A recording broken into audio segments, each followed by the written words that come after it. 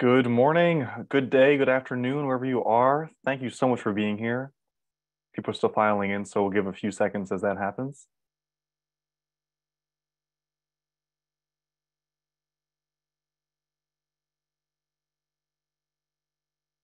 All right, well, hello, everyone, as you're joining us. We're so glad you're with us today. My name is Kyler Blodgett. I'm a state and local policy analyst here at People for Bikes. You're here on our February segment of our industry webinar series. This month's conversation will be about all types of ridership insights from the 2022 participation study that People for Bikes recently commissioned. This study happens every 2 years since 2014. It's a very detailed view about all types of things: who's riding, how often they're riding, what keeps folks from riding more, and other things. I want to remind you that we will, of course, send out a recording of today and a copy of the slides and a few other important links to everyone who's registered. We'll have 30 minutes together. They're going to fly right by. First 25 are presentation from my colleague Patrick, and the final 5 or so are Q&A. So make sure to use that Q&A feature in the bottom of your Zoom screen so we can review questions when we get to that portion. And in a moment, I'm excited to pass it off to my colleague, Patrick. He is our mastermind behind all things data, research, and stats here at People for Bikes. He's behind those monthly sell-through reports that many of you receive about sales, inventory, and import trends. He stewards our industry-wide research and stats subcommittee, producing all kinds of important information and insights. And he's the sort of crafter of our business intelligence hub with tons of current and historical data that's a member benefit for members of People for Bikes Coalition. So I'm really thrilled he's going to be the one leading you through today's content. Patrick, the floor is yours. What an amazing intro, Kyler. Thank you so much. And what a perfectly beautiful way to say I am the head nerd at People for Bikes. I oversee all of our studies of participation, of market sales, and of consumer insights, market research. So here's a quick agenda of what we're going to go over today. We're going to give a background on our US bicycling participation study, go over some top line 22 results, kind of wrap it up at the end, describing some headwinds and tailwinds, and then we have time for Q&A. But let me also just kind of reiterate that what we're going over is super top line. This report is available online to the public. It's not required to be a People for Bikes member to access this report. So we'll share out the links afterwards, and feel free to dig into that. And I'll share my email at the end. And if you have any questions about something that we didn't go over today, I'm always happy to chat about research and data. That's my job here, is to get really excited about this stuff. So I love the opportunity to answer those questions from our members and from the bicycling community. So every 2 years, in the even years, People for Bikes will conduct a census of bicycling in America. We define participation rates of bicycling. We provide some top-line demographic and psychographic data, and we highlight headwinds and tailwinds, opportunities and challenges for growing bicycling in America. So this 22 iteration of our work is our 5th time conducting this study. So we've gone back all the way to 2014. So what we have now is this really nice trend line where we can see over the past 5 iterations of this report how cycling has changed in America, where we're making progress, where we're struggling to reach new audiences, so forth and so on. So the big number that we like to focus on, the one that I think was in the invite for this webinar, 34% of Americans rode a bike at least once last year, and that's riding a bike outside. That's typically how we've defined it. They rode for any reason. It could have been recreation, it could have been transportation, but those Americans ages 3 and older rode a bike at least once. So that participation rate, the percent of Americans, is the same that we measured in 2014, but there's more Americans riding today as a function of population growth. So the headline, there are more Americans riding today than ever before, is accurate. There's 108 million Americans over the age, or pardon me, ages 3 and older who rode a bike at least once in 22. So as you can see in this right column here, I'm going to start highlighting stuff over here with my cursor. Those who rode 6 or more days has been dropping over the past 8 years, and this trend continued in 22. So we're going to dig into some of the frequency of riding and how often those Americans were riding. Oh, we'll do that in a sec. Here we go, frequency. Relatively more riders are riding occasionally or at a committed level. So if we think of these first 3 rows here as kind of the spectrum of very infrequent to super frequent, crazy avid riders, we're seeing gravitation towards the extremes a little bit. This middle group of moderate riders who are riding, let's say, once a month to twice a month or so, I'm sorry, two to 4 times a month, is shrinking a little bit. And that's a trend that we've seen over the past 8 years since we first started in 2014. Something to keep in mind here, though, is that while that slice of the pie is becoming a little bit smaller, the pie overall has grown significantly. So we do have more Americans riding than before. We do have 34% getting on a bike at least once in 22. So to me, that means that we're recruiting some folks into cycling who are riding occasionally. They're riding maybe a couple times a year, maybe once a month or so on average. And that's who we're seeing in this occasional, infrequent, maybe novice group here. But the really exciting number that I want to focus on for just a second is person days ridden. So if we think of how many people rode times how many days they rode, we get this number that describes the total number of days that folks were on a bike in America. And that number is larger than it has ever been before. There were 6 billion person days ridden in 22, significantly more than we'd measured in any previous year. So the next question, we'll get into how this frequency has changed for individual riders. This is all based on, I should have started with this. This is based on an online survey fielded to a representative audience of Americans ages 18 and older. Representative based on 5 demographic variables: on sex, on age category, on household income, on census geographic region, and on race ethnicity.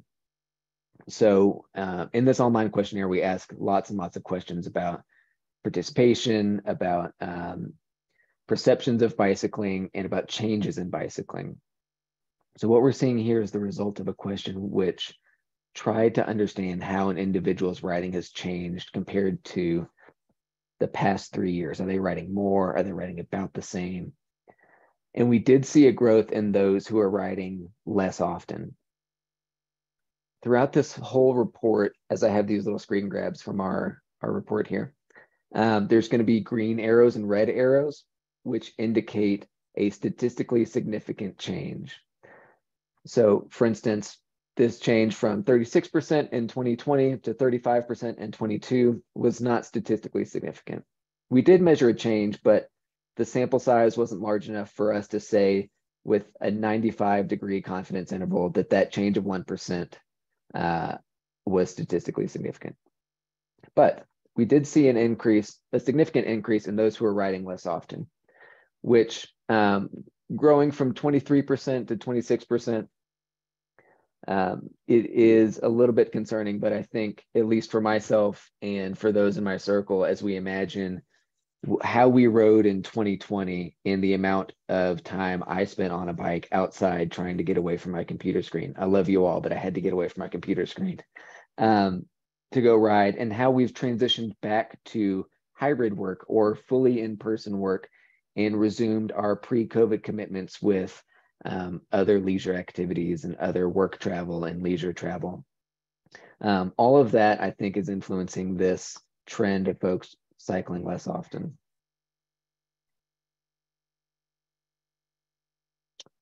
So demographic data, who's riding? There's been a steady increase in ridership among a few groups here. Americans with a household income of greater than $60,000 has increased. Americans in the Northeast and in the West are more likely to ride now than they were in 2020. And interestingly, this matches the data which we receive from Echo Counter, published on our Business Intelligence Hub. So at the end of this presentation, I'll have a link to the hub. We have a members only business intelligence hub, which has sales, consumer insight studies, and ridership. And then we also have a public facing hub, which just features the ridership data, so the whole cycling community can benefit from that. And in that hub, Echo Counter has broken out automated ride counter data by geographic region, which matches these data. So as People4Bikes has navigated through the pandemic and tried to provide our members with the most reliable data we have, we've really taken on this theme of triangulation and using multiple data points to understand what's happening on the ground in cycling in America. And so this practice of being able to corroborate the findings that we have here from our bicycling participation study, along with the ride counter data that we have from Echo Counter, helps us have greater confidence in the fact that we believe this trend is occurring on the ground in the Northeast and in the West. And then no statistically significant changes here, but we still see males more likely to ride than females. We did see a little bit of growth in those who are in rural areas or in small towns riding more. It's not statistically significant over the past iteration, but what we've measured is over the last 4 iterations of this study, there's been a small but steady increase in those who are riding. So there's a little bit more exploring that we need to do here, but I think things like gravel riding and sort of over the last 2 years anyway, the creation of Zoom towns and folks accessing areas to live because they're excited about the outdoor recreation there and they're no longer tied to a physical workplace, could explain some of what we're seeing in this trend.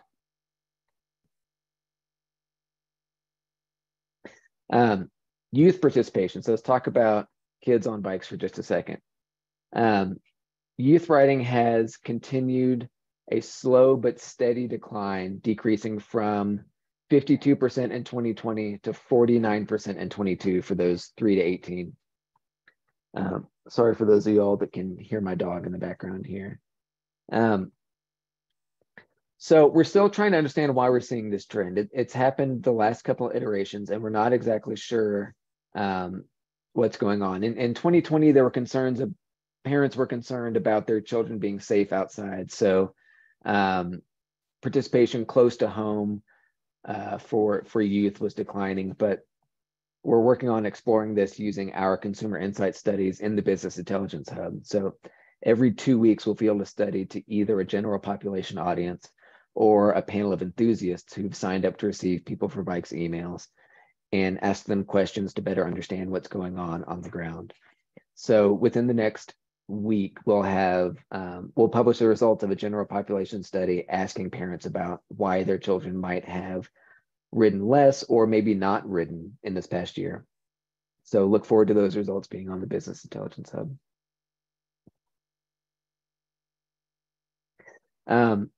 Recreation and transportation. So I mentioned that 34% of Americans got outside to ride a bike at least once in 22. And this is what they were doing. So you'll see here in the top bar graph, recreation only, riding for recreation and transportation, and riding solely for the purpose of transportation, which could be either commuting to and from work, it could be running errands, it could be any sort of A to B transportation that's not just for the purpose of recreation. And interestingly, we've seen this continued increase in those who are riding for transportation, as well as a continued increase in those who are riding for both recreation and transportation. So again, just the recreation only slice of this pie is shrinking a little bit, but it's because we're seeing folks open up to also using the bike as a tool to access new parts of their town, as a tool to replace car trips with bike trips, and as a fun way to get outside with their kids and travel to and from school. So this is a really exciting finding that we're thrilled about. And again, as that rec only size of the pie is decreasing, the whole pie itself has been increasing as we've increased the participation rate. So again, digging a little bit into frequency, I mentioned at the beginning that we've seen this gravitation towards the extremes a little bit. And we see that in both recreation and transportation riding, this movement towards infrequent riding, maybe only a couple times a year for both transportation and recreation. But we still have this really strong base of committed, avid cyclists who are riding twice a week or more, 104 times in a given year, in this dark green over here to the right.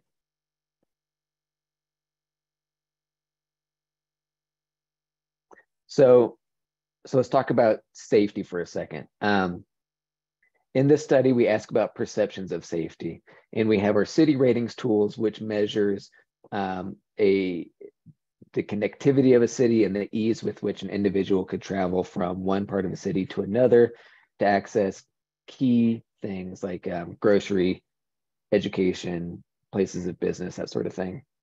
But another key factor to getting folks on a bike is their perceptions of safety. It doesn't so much matter how safe a place is. If an individual perceives it as unsafe, they're less likely to ride. And we've seen a statistically significant increase in concerns about being struck by a motor vehicle when riding a bike, the second question here, and concerns about personal safety when riding a bike. So that includes things like being mugged, being harassed, being targeted. And we're, again, working to understand why we're seeing this trend. The first thing that jumps out at me is that we know participation has increased as a result of the pandemic. And during the first, let's say, 6 months of the COVID-19 pandemic affecting the US, PeopleForBikes measured 200 cities, over 200 cities, that changed their infrastructure, changed the layouts of their cities to allow for and encourage active transportation. So I'm sure all of you watching this webinar from across the US had some experience with a city center near you that was closed down to vehicular traffic and folks were riding bikes and walking and skateboarding. And at that same time, there were so many fewer cars on the road as we're not commuting to and from our physical places of business, that it really allowed new riders during the COVID-19 pandemic the ability to access infrastructure that was much safer, fewer vehicles. There's a greater volume of bikes, and so there's more folks on the road riding. And since then, all but a handful of those cities have reverted back to their pre-pandemic infrastructure and opened everything back up to vehicles. And it's sort of taken riders out of this like grace period. I sometimes refer it to as like a honeymoon period where we got to enjoy cycling in this really unique experience where the conditions were so hospitable to riding safely. And now they're not. And there's new riders who are on the road that don't feel safe because this is their first experience with trying to share the road with vehicles. It's their first experience with using infrastructure that was created for the automobile, but trying to use it for the bicycle. So these are areas of concern in the cycling public, and these are headwinds that we'll have to figure out how to face. So that's going to transition us into headwinds.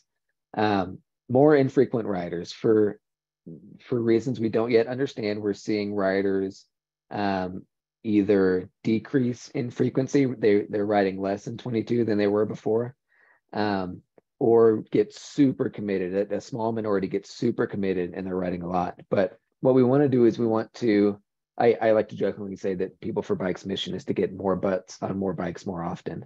And that more often part is key here. How do we create an experience that keeps folks excited about riding and makes them want to ride more?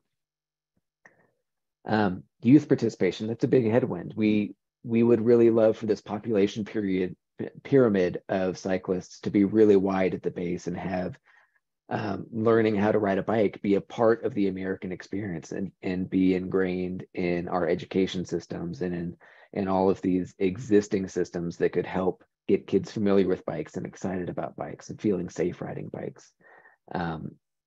Because this youth participation rate decline is concerning. And the last headwind we just talked about is the increasing number of riders who don't feel safe riding in their city. We want to make sure that there's safe places for folks to ride, whether it's for recreation or transportation.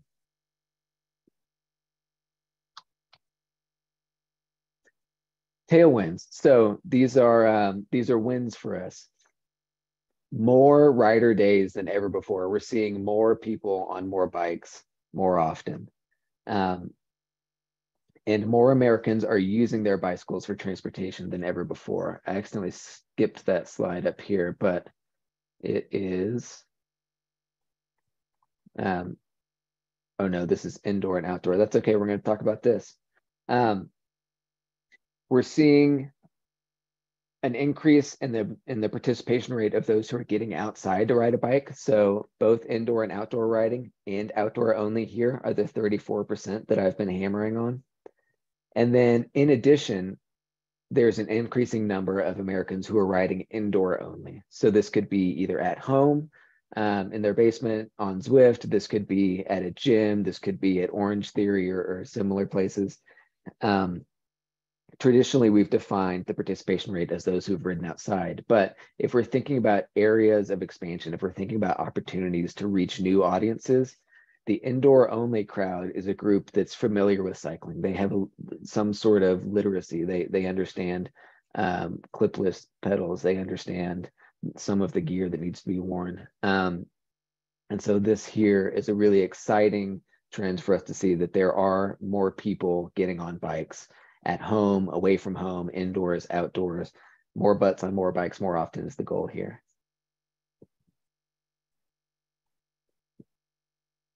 Let's get, oh yeah, tailwinds. Another tailwind that we've seen is that there are more adults with operational bikes in their homes. There's a few big hurdles that we've already overcome in 22.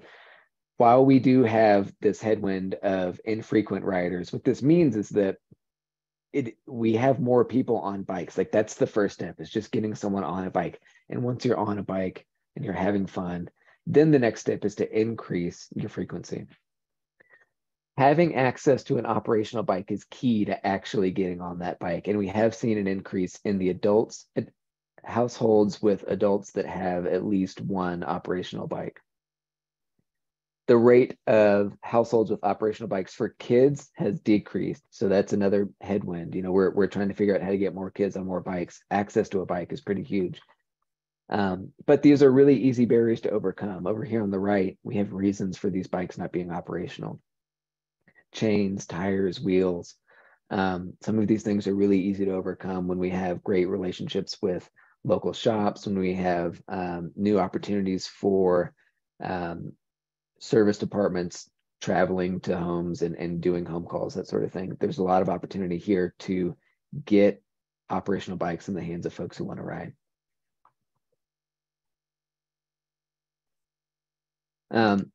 So we know that there's more Americans riding than ever before. They may be riding infrequently. That's okay.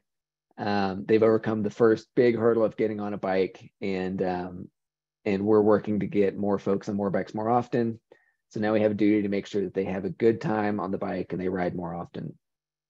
A few key levers we can pull. I don't want to end on tailwinds, but a few key levers we can pull. In late 2020, we did a study of riders who started during the pandemic or resumed riding after a period of many years of not riding. And what we found is that the two big things that can increase someone's likelihood of continuing to ride post-pandemic, or like sticking with this new activity, are infrastructure, creating safe places for them to ride, which is the work that PeopleForBikes is doing every day, and social networks. So a lot of riders who started in the last few years didn't have access to the Saturday morning ride that leaves from the shop. They didn't have access to the organized events that a city might put on for like a century, or for, you know, a 50K ride or something like that. Welcoming new riders into the fold and creating spaces for them to feel like they're a part of the cycling community is huge. And that's something that everyone on this call can do, from the micro sense of calling a friend and going, hey, do you want to go on a ride? To the more macro sense of creating opportunities for cyclists to come together and have a welcoming space for new riders to feel like they're a part of this community. And the last big thing here too is information networks. So getting folks access to information about where they can ride or how they can take their bike to a shop to get their chain fixed, get their wheel fixed, whatever it may be. Those questions about operational bikes here.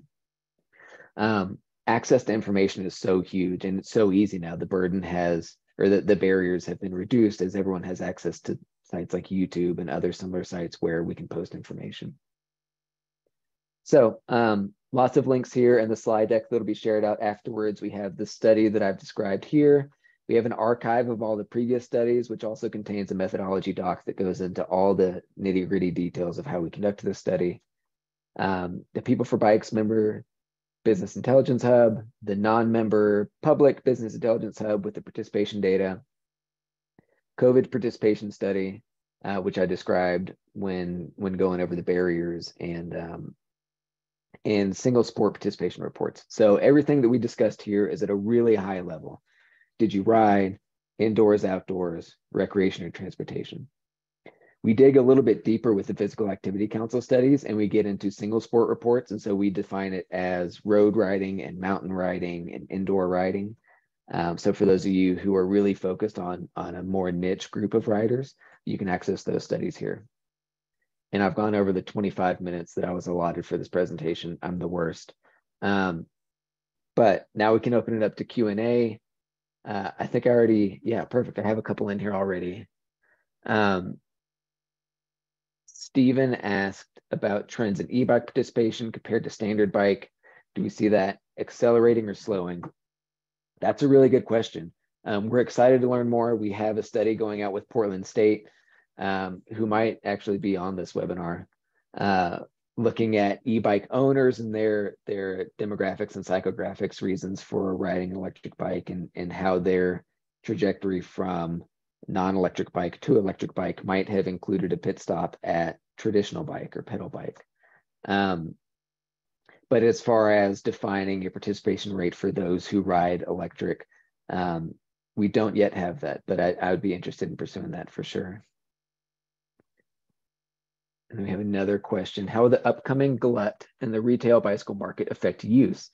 Seems like bikes are about to be much cheaper and readily available due to this. Excuse me. But also local bike shops and other businesses in the cycling market might be negatively impacted by excess inventory. Yeah, that's the question that's going to guide a lot of our work in 23. So we sold record numbers of bikes in 20 and 21. In 22, we sold fewer bikes than any other year previously recorded. So that, paired with the knowledge that we had more Americans on bikes more often in 22, means to me that there are a lot of folks who bought in 20 and 21. And a lot of that bullwhip effect resulted in bikes landing in 22 when people didn't need them as much, when demand had already cooled, and when folks are already riding the bikes that they just bought. So now the name of the game is relationship management, and the best thing that dealers can do. I'm not the one qualified to give this answer, but the best thing that dealers can do is create relationships with riders and know that in 3 to 5 years they're going to upgrade that bike. But in the meantime, we can sell them parts and accessories and helmets and apparel and all of the ancillary products that go into having a good time on the bike.